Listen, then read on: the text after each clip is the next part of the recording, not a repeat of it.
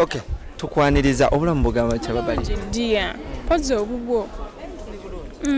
olunaku lwayo tulabuze okola charity mu bakateyamba ekirowoozo kino wakijjeewa? Ekirowoozo kino nkiina kuva butonze nyamba nakiwulidde by the way nakitegedde jjo nawulidde nti waliwo abantu bagenda oyamba n'ekireka nenkuba essimu by the way jjo evening neŋŋamba waawo nange muntekeko ngende nyamba abantu abo yadde siina kingi kangende mbayambe nekyenina cause manyi beetaaga bingi ate abantu tebabafaako ate nga gye bali beetaaga bingi. Monday Women's Day tubadde tumanyi nti ebintu ng'ebyo ogenda bisalawo bikole ku Monday, lwaki osazeewo leero? Kati Women's Day guba mwezi twagutandise dda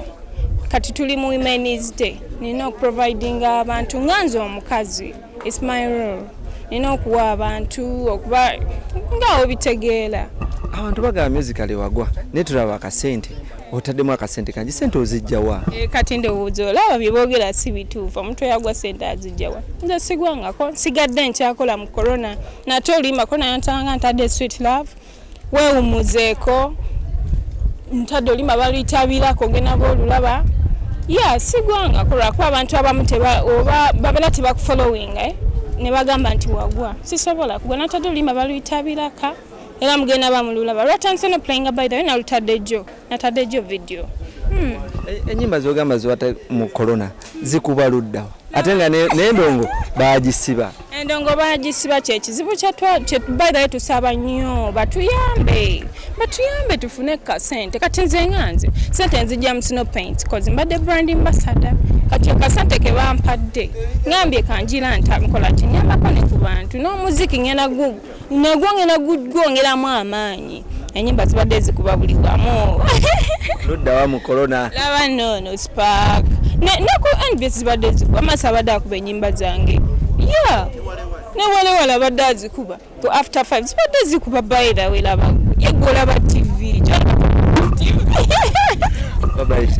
owaye enkolagana yo ne fire eri tetulina buzibu olina kye wawuliddeyo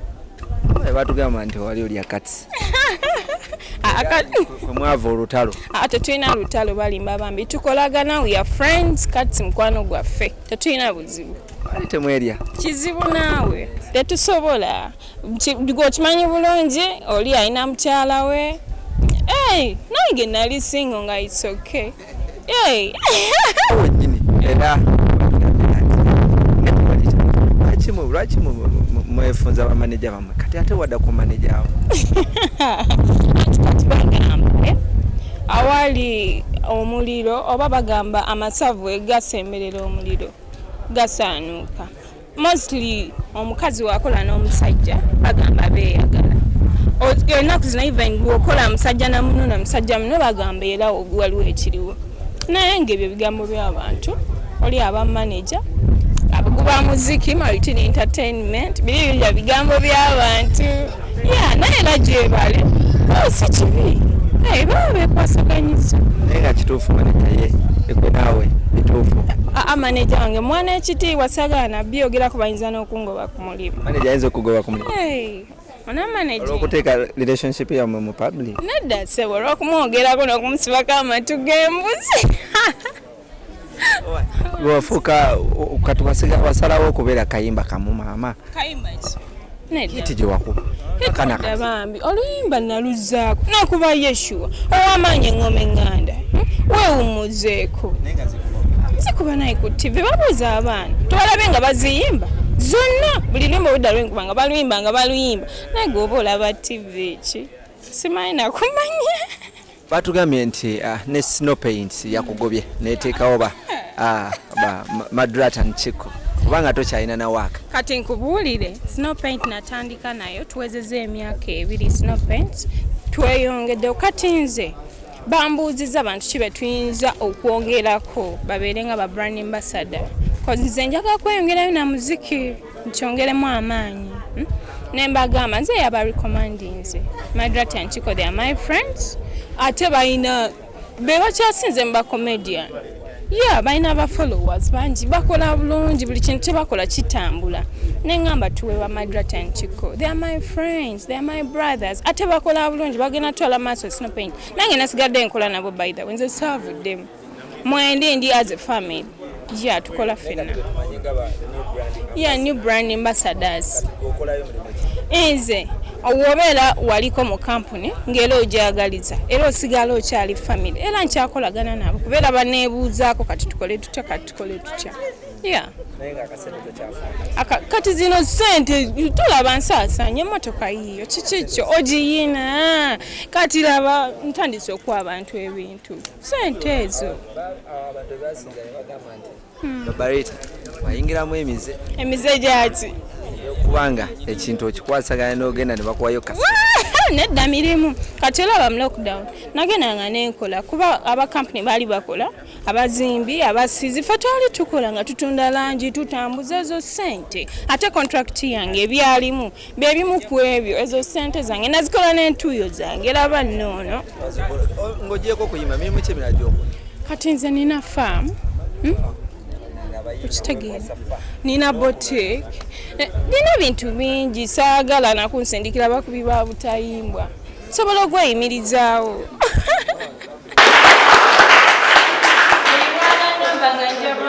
nakitegeddejo bairawe naye mbadde nkoze oda y'omuceere nga bava eri mu kikuubo naye ndaba nga kibadde leeti nengamba kangenda abantu baleme genda nja bireeta next time akasente nkajja mu snow paint sente ze bampa ngambye n'emitrayira ngabeko nasigala nandeeta era nebaza ne manager wange okukkiriza nagamba abawe thank you so much Mr. Martin yakatuleete byetusobodde tujja batuleetanga I promise era thank you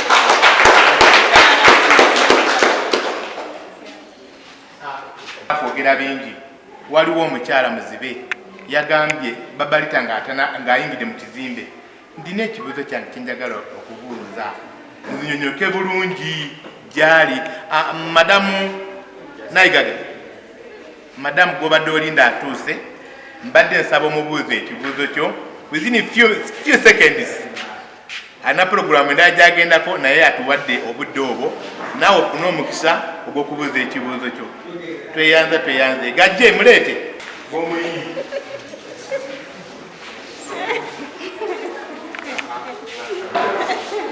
boss tochi boss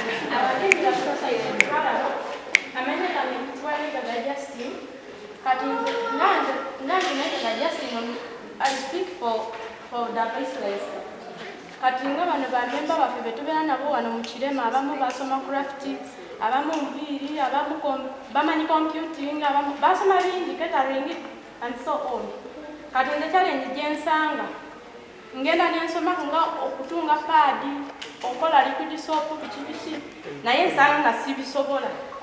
ate nasomako nina diploma mu community based and rehabilitation nembera ne bachelor social work and social administration. Kat I do counseling, I do legal, paralegal. Kat ngamwe abagenyi baffe omuze otukyalira nsaba webabeerayo opportunity tusaba connection. Kati n'abaana abasoma craft omuntu abeerawo ng'amanyi craft amanyi catering naye ng'abulamuko finance assistance. Kati tusaba nze my appeal it goes to you mutuyambe ku. Thank you.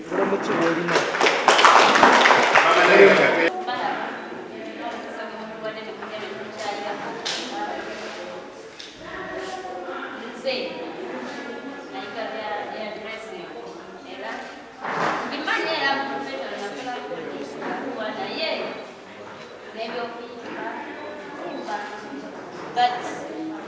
since not the short people to get challenges, so okay, they want since you're short,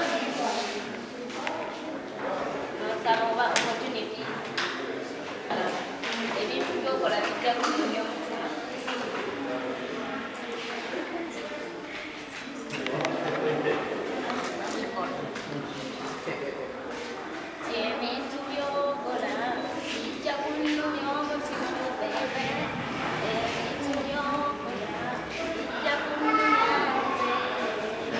Kangoma wakakaiba na kaimba because daddy wono. Yes. Ako kamara kapera. Daddy chetu kwa wazono kuletea baba Rita.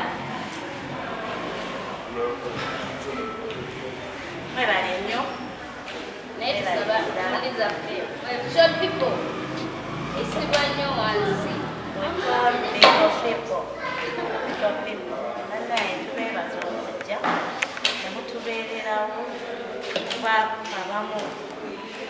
Abamu basobola okujja ne batulaba, abamu tebasobola ate ne mwerekereza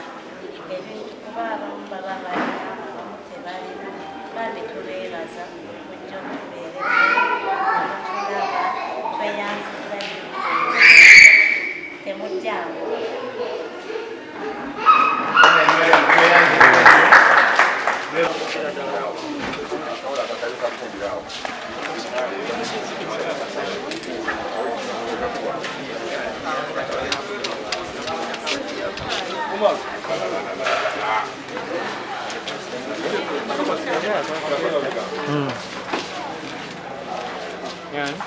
Whatever. Akola data force. It's a music question.